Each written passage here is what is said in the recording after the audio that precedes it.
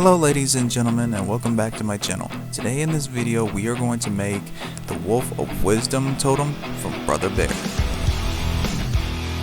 The first thing that we're going to do is take our Scupley Air Dry Clay, and we're going to take a good amount of it and start loosening up the clay to get it in shape. Once the clay is nice and loose, we can start by molding it into shape. Once it's molded on the head, bottom part, and the ears for it, we can take our screwdriver and start making holes on both sides so where we can take the string for it to make it as a necklace. Once the holes are made, I go back through the entire mold, make sure everything is nice and proper, and we leave it to dry for 24 hours. Once it's past 24 hours, the clay itself will be solid as a rock. Next we take a pencil and start drawing out the design of our wolf totem onto the mold itself.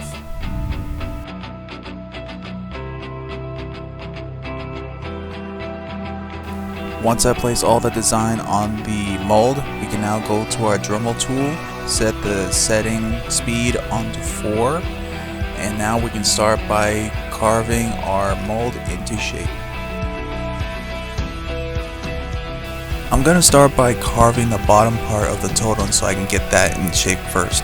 Once everything is in the right shape, I'm going to take the corner part of my Dermal Tool and start digging into the clay stone to make a line, so that way I know how much I need to take off to make the detail of the totem.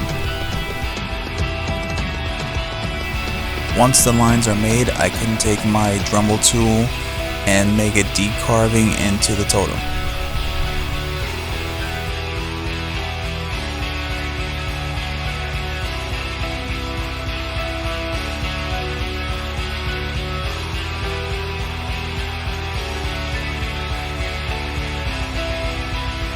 Once everything is nice and to a shape of where it's supposed to be, I can now take my sandpaper and start smoothing out the surface for the bottom part of the totem.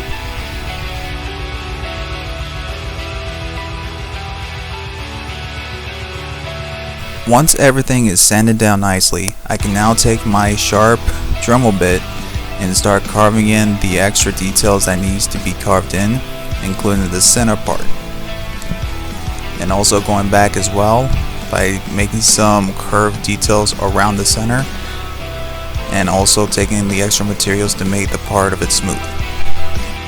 And I also take my sharp Dremel bit to go back and start making the fingers for the wolf.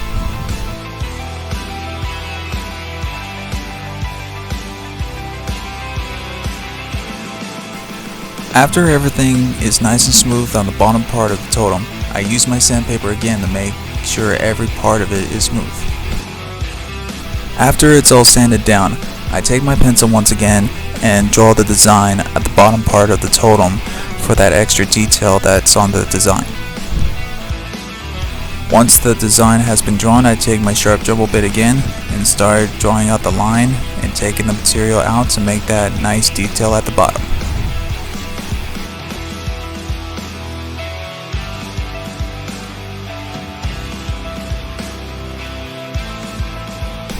Once the design has been carved, I now take my sandpaper once again to make that part nice and smooth, and the bottom part will be done.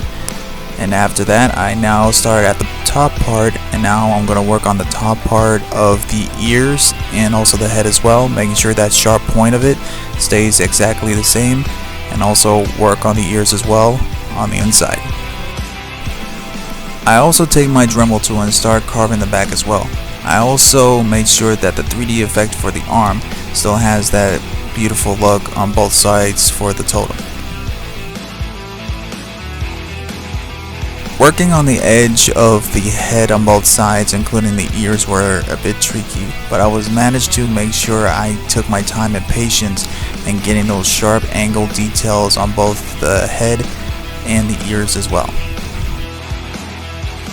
Once the ears are finally carved at beautiful angles, I take my sandpaper once again and make sure all the angles for the head that's shaped like a triangle and for the ears as well stay as a nice, beautiful, smooth shape.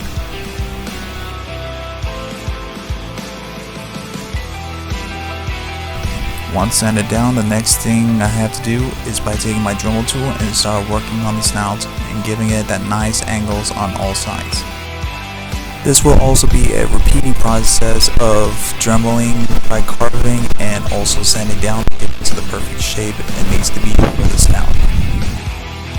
After it's all sanded, I take my small sharp Dremel bit and start carving the mouth. Once I carve the mouth, I also put some nose nostrils on the wolf as well, and now I use my pencil once again to draw in the eyes.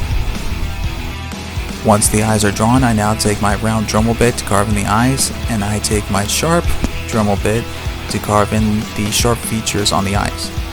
And then I take my sandpaper once again to go around the entire wolf totem to make sure everything is nice and smooth.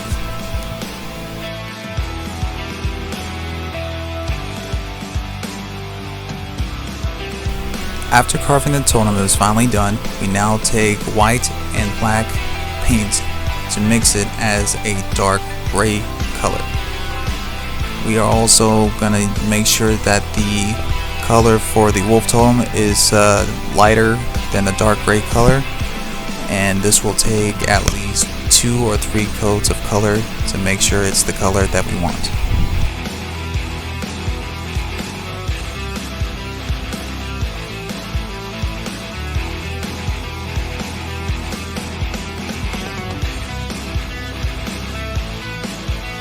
After repeating the process for painting and drying, the color for the wolf totem is finally at the color that we wanted for our wolf totem.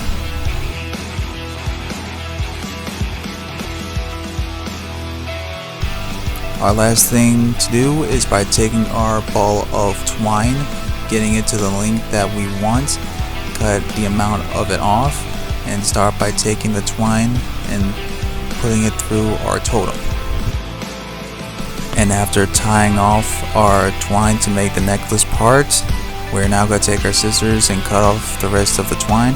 And after days of working on this, the Wolf of Wisdom totem is finally complete.